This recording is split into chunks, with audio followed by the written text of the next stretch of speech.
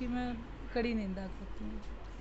तो ये जब इस प्रकार की चर्चा चलती है तो कहीं ना कहीं इनेलो पार्टी के अंदर जो कंडेला कांड हुआ था उसकी चर्चा हो जाती है, तो उसको आप कैसे लेते हैं? आप हम लोग पहले भी मिले थे, हाँ जी। आपने मेरी बाइट ली थी, तब आपने मुझसे एक सवाल किया था कि इंडियन नेशनल लोकदल का ग्राफ नीचे जाता जा रहा है, अब इसमें आप क्या करोगे?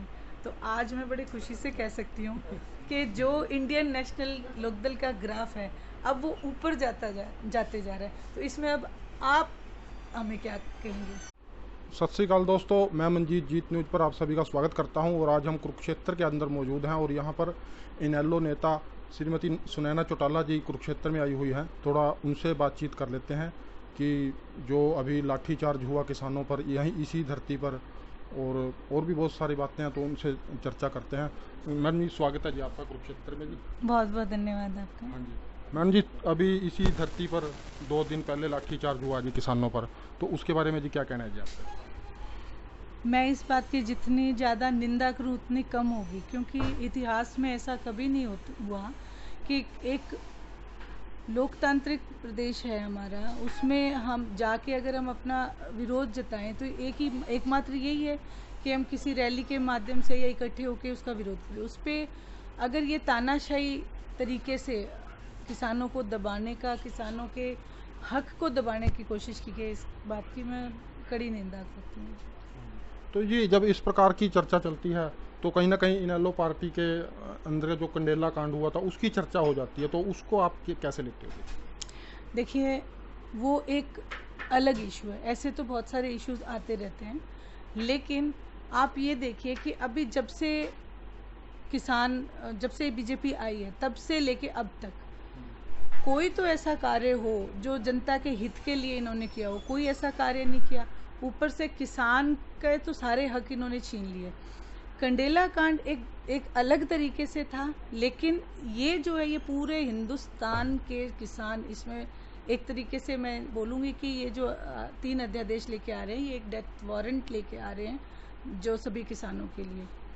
तो इस अध्यादेशों को उस से जोड़ना ये मेरे हिसाब से सही नहीं है, लेकिन किसानों के प्रति जातियाँ हमेशा होती रही हैं, और उसके खिलाफ अगर कोई खड़ा हुआ है किसानों के हक के लिए, तो एकमात्र अपने इंडियन नेशनल लोकदल ही ऐसी पार्टी है जो दादाजी से लेके स्वर्गीय आदरणीय चौधरी देवीलाल जी से लेके उसके बाद चौधरी ओम प्रकाश जी चौटाला, और अब आप देखते हैं विधानसभा में भी अभय सिंह जी चौटाला एकमात्र आईएनएलडी के विधायक है, लेकिन जो जनता के लिए आवाज़ उठाते हैं सबसे ज़्यादा एकमात्र वही उठाते हैं, किसान के लिए, कमेरे वर्ग के लिए, व्यापारी के लिए। ये जो अध्यादेश आ रहे हैं, ये जो आए दिन रूल लेके आती है बीजेपी, ये लोगों सिवाय लोगों को जकड़ने के, या उनको एक तरीके से उनको ऐसी दिशा में लेके जा रहे हैं हिंदुस्तान को कि जो हमारी ईस्ट इंडिया कंपनी पहले आई थी, इसी तरीके से जो हमें गुलाम कर दिया गया था, तो ये भी 3 ऐसी कंपनियां जो हैं, अडानी, अंबानी, टाटा, इनके अंडर हमें फिर से गुलामी करनी पड़ सकती है। हाँ जी मैम जी, आपने दादाजी की बात करी, तो उस पे हक जताते हैं जैसे दुष्यंत चौटाला जी जताते हैं और आप अपनी बात करते हो, तो किसका हक बनता है जी ज़्यादा? देखिए, दादाजी का हक पूरे हरियाणा प्रदेश का है। पूरा प्रदेश उन्हें अपना नेता और अपने ताऊ के नाम से वो विख्यात हैं।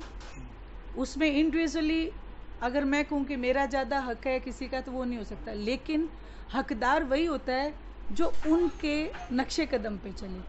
और आपने जब दादाजी जिस टाइम थे, उन्होंने अपनी पूरी ज़मीन गरीब लोगों के लिए 2000 एकड़ ज़मीन थी, उन्होंने पूरी छोड़ दी थी, तो उन्होंने त्याग किया था।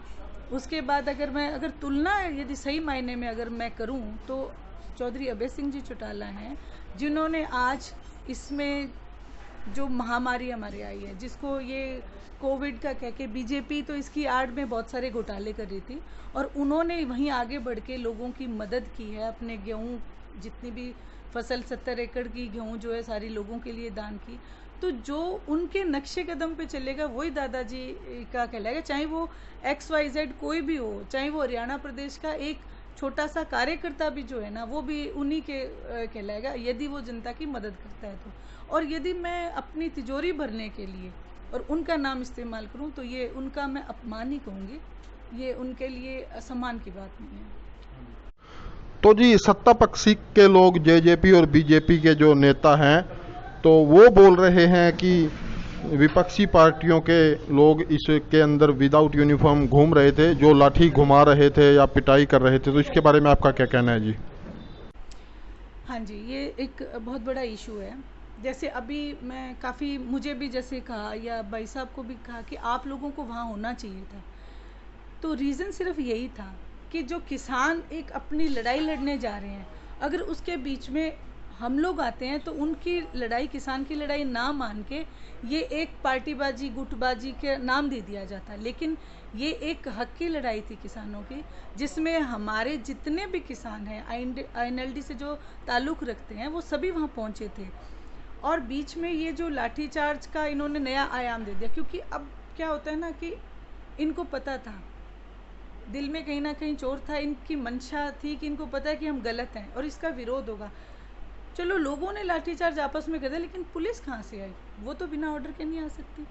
तो वो पुलिस ने जो लाठीचार्ज किया है वो तो सरकार के कहने पे ही किया है ना। अब बीच में अगर ये इसमें नाम दे दें कि भी किसी और पार्टी ने मार पिटाई कर ली, या वो भी ऐसा भी हो गया होगा, कुछ एक लोग होते हैं बीच में, लेकिन कर लिया होगा, जैसे कांग्रेस के लोग घुस आए होंगे, क्योंकि उनके जो नेता हैं विधानसभा में तो बोलते नहीं हैं।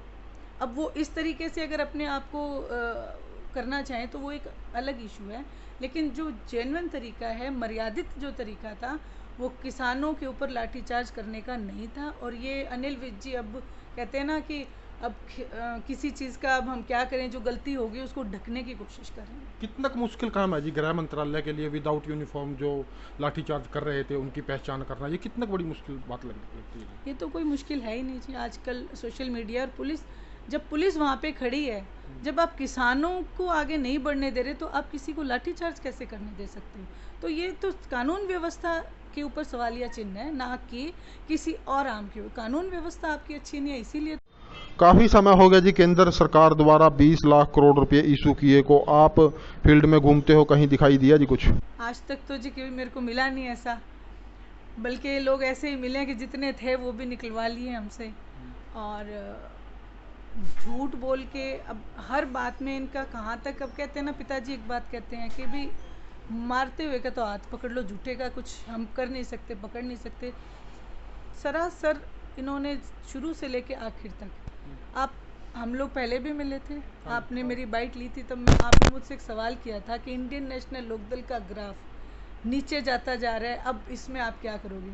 तो आज मैं बड़ी खुशी से कह सकती हूँ कि जो इंडियन नेशनल लोकदल का ग्राफ है, अब वो ऊपर जाते जा रहा है। तो इसमें अब आप हमें क्या कहेंगे? ठीक है जी, ये मेरा लास्ट क्वेश्चन था, उससे पहले आपने उसका जवाब दे दिया, तो आपका बहुत बहुत थैंक यू जी, आपने हमारे साथ बात की। आपका भी बहुत बहुत धन्यवाद।